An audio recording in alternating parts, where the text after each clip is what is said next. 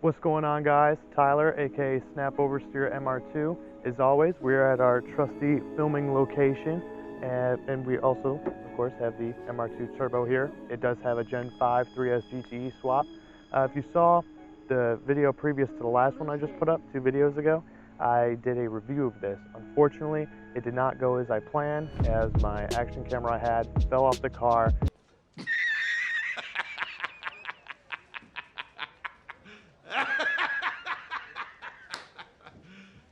You serious? Somebody ran it over, destroyed it, so I wasn't able to make exactly what I wanted to and have it turn out the way I planned.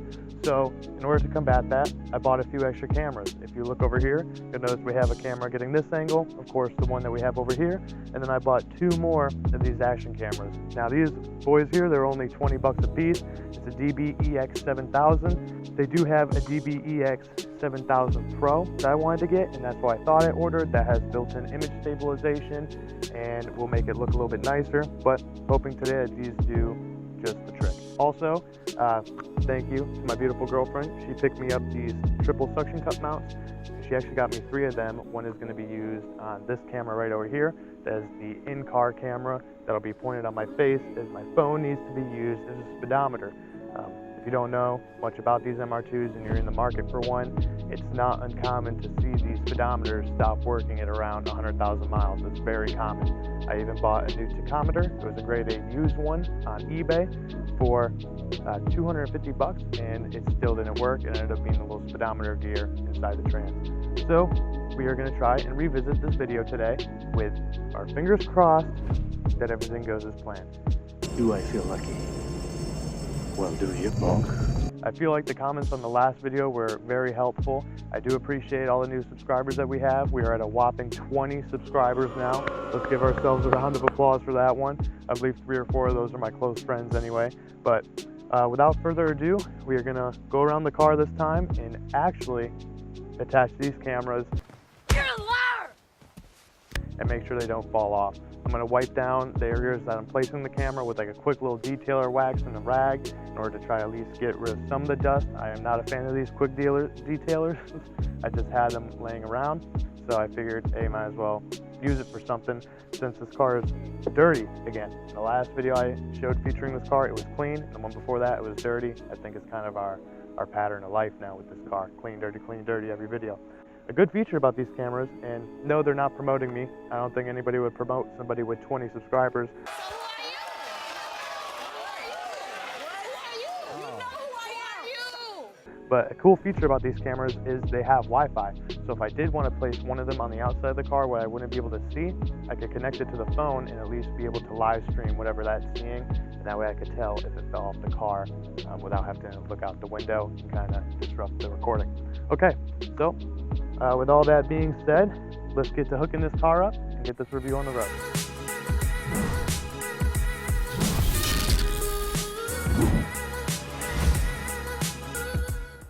Fire up here. Headlights on. Now another thing I have tried to mess with is the microphone volume to try to stop it from peaking like it once was. And each video I think we're getting closer and closer to really having her narrowed in, and perfect. Let's see if either of our cameras have stopped recording. Front one's doing good. Back one is doing good. And here we go, let's get on the road.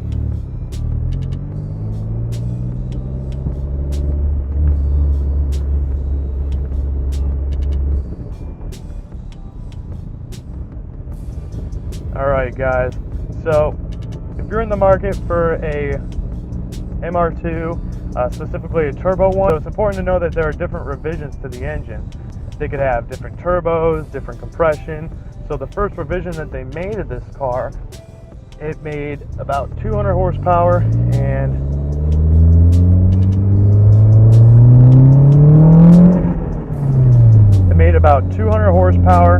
right around 200 torque. Same thing with the second. We didn't really get to see a input in the power really until the third one. They made 5 different revisions of these engines, and the one that is in this car, the Gen 5, that one is at about 260 285-ish at the wheels, so maybe about 290, just shy of 300 at the crank, which is plenty of power for a car like this that weighs right around 2,700 pounds. It's more than enough to rip around and have some fun with. So as right now, these mounts are doing really well, and I'm beyond pleased with that. So good thing to know that. Now, remember, I'm not doing a review of the MR2 as a whole. I'm mainly doing a review of how it's performing with this new engine. So as we pull out on the main road here are my brakes. I redid them like I said I was going to do. Now, I didn't bleed them, but I did. I didn't bleed them, but I did find a piston compression tool, twisted them in, and they're doing all right. I only did the back, but I will do the front soon. The brake pads that are on there are looking pretty good right now. So as we pull on the main road here, we're gonna give it a little pull so you guys can feel it.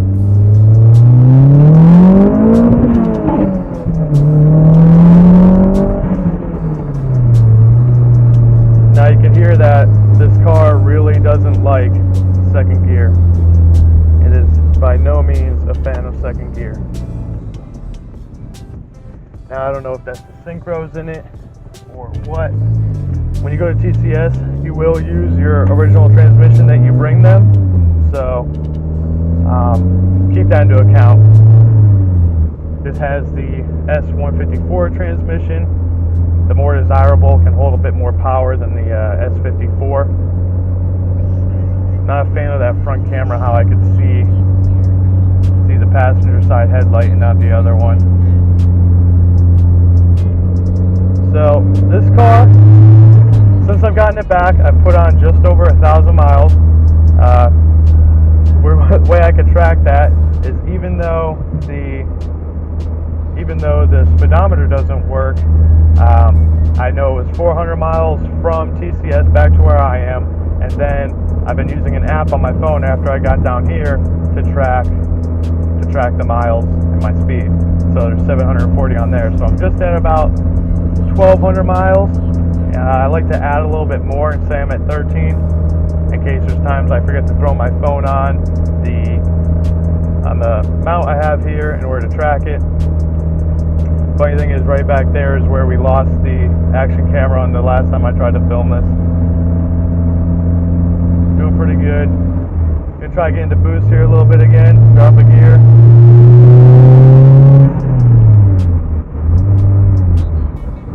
Now you can hear that flutter whenever I let go of the gas. Now the reason that's happening is because there's no blow-off valve. So the air, in theory, has nowhere to escape to. So what it does is it goes backwards through the turbo, and the air coming in and the air meeting each other going the opposite way are making that flutter noise that you hear. But they have the option to add on a blow-off valve, but me personally, I enjoy the sounds.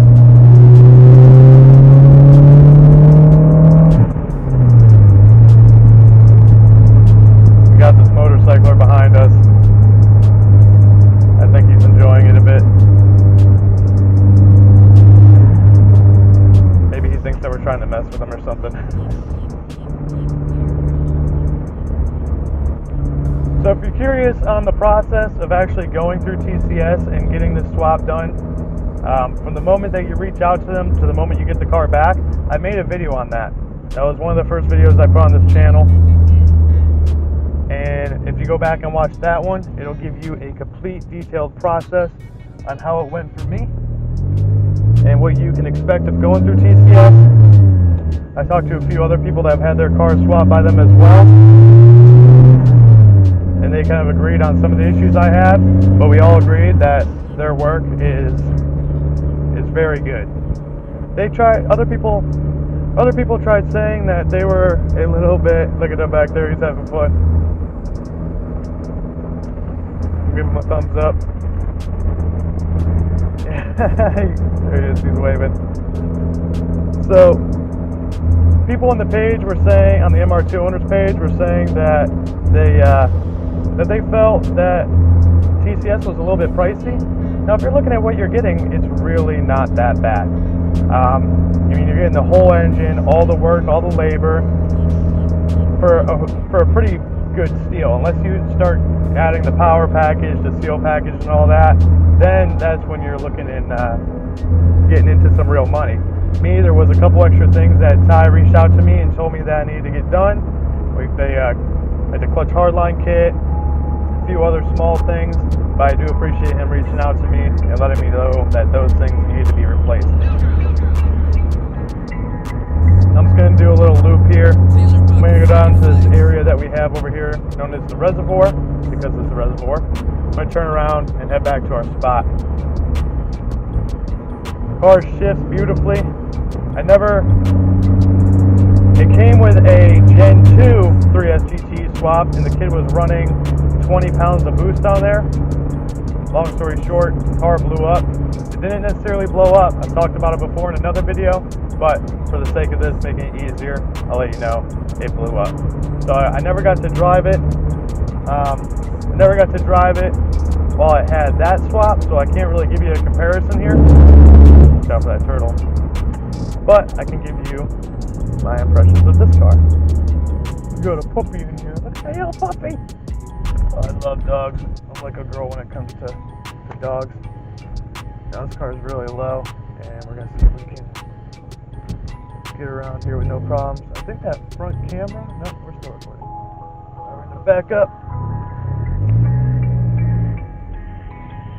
Back one still seems to be doing pretty good. I think it was just they were getting too cold or something. I don't know, but this front one's doing all right.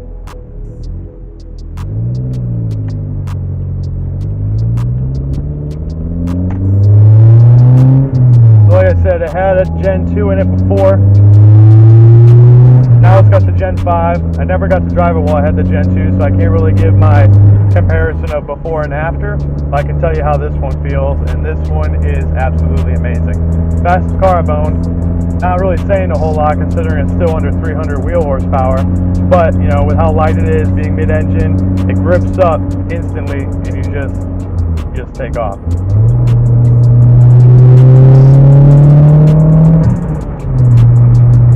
Just like that. Went down to Mexico a couple times since I've gotten this back. I don't really like to push it that hard, so you know, if we're doing a little roll and I start to pull away and I know I'm going to keep pulling away, I'll slow down, because it does still need the tires. I did the brakes, it does still need the tires, and I don't really feel comfortable going that fast with no tires matching, the car needing alignment. Come on, you're kind of playing a risky game at that point.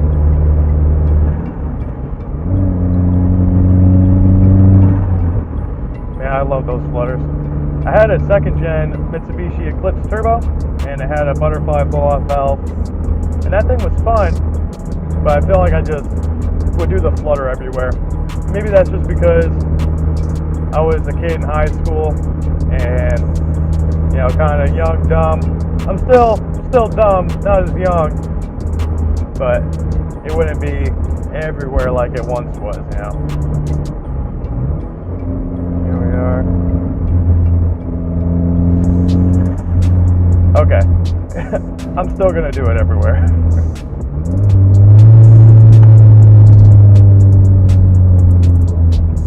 We're getting a bunch of funny looks from people that are wondering, why does this guy have cameras attached all over his car? And that's because I do what I want! Woo! God damn!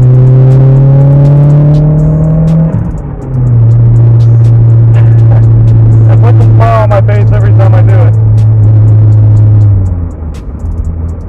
Really only getting up to speed, and then I'm slowing back down to where I'm supposed to be. Car shifts beautifully. I believe I already touched on that. Handle's awesome right now. Even though 2 of the coilovers on here are blown out, I do plan on getting those fixed.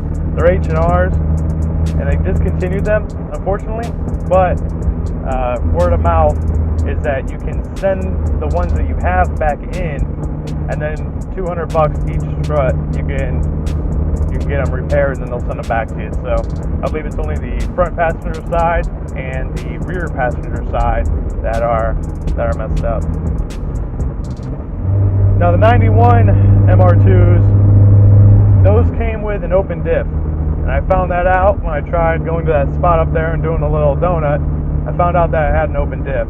So I did some more research, and the 93 is when it got the limited slip. That's actually a pretty decent limited slip system. Well, I like to get that for this car, of course, but we will do that in time.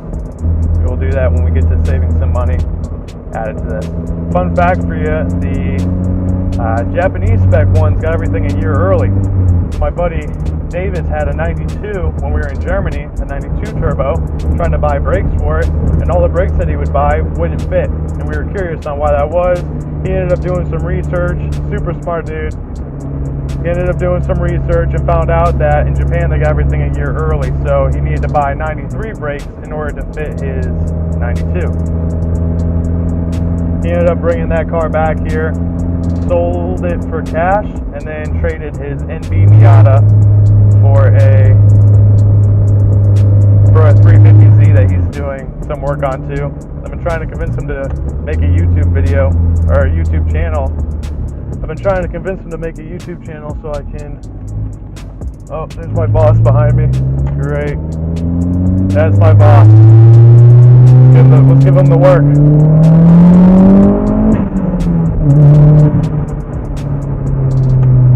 We're going to turn in here. Let's see if he ends up following us. He may. No, he isn't. Yep, we're out of here. Let's try to get away with... Yeah, there he goes. So anyway, I've been trying to convince... Is there a camera move? Yeah.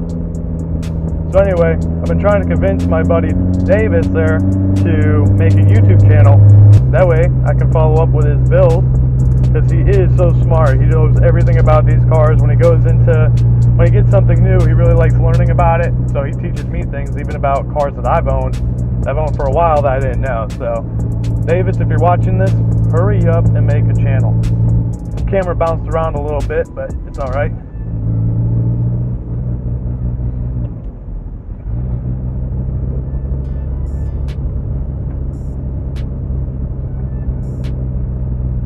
I'm really surprised that both these action cameras held up right now. Hopefully the microphone quality stayed good. Whoa, whoa, whoa, bouncing around. Let's try to fix this real quick. Let me pull over. Pull over here real quick. Try to fix this camera mount. Bounced her around too much. There she is. There we are. We're back in business.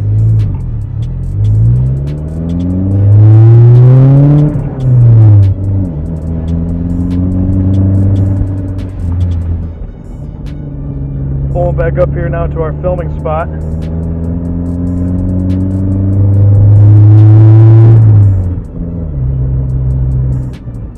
Alright guys, that sums up today's video. Appreciate it if you'd hit subscribe, hit the bell, hit like, hit all the positive things you can, type a couple comments in because it really helps me out and lets me know that you guys enjoy these videos that we're making. Our next video that we plan on releasing will be a 5S FE versus Gen 5 Turbo MR2. We're gonna not really a versus, but we're gonna swap cars and give each other our opinions on what we like and what we dislike about each other's cars. And I really think that the results will surprise you guys. And I know that because we tried to film this video yesterday, but it was too cold out and the cameras ended up not working the way I planned. But we have it all. We have it all, the bugs worked out and all that. So make sure, like I said, to hit subscribe, hit the bell. That way you guys can be the first ones to know when that video drops. And until next time, peace.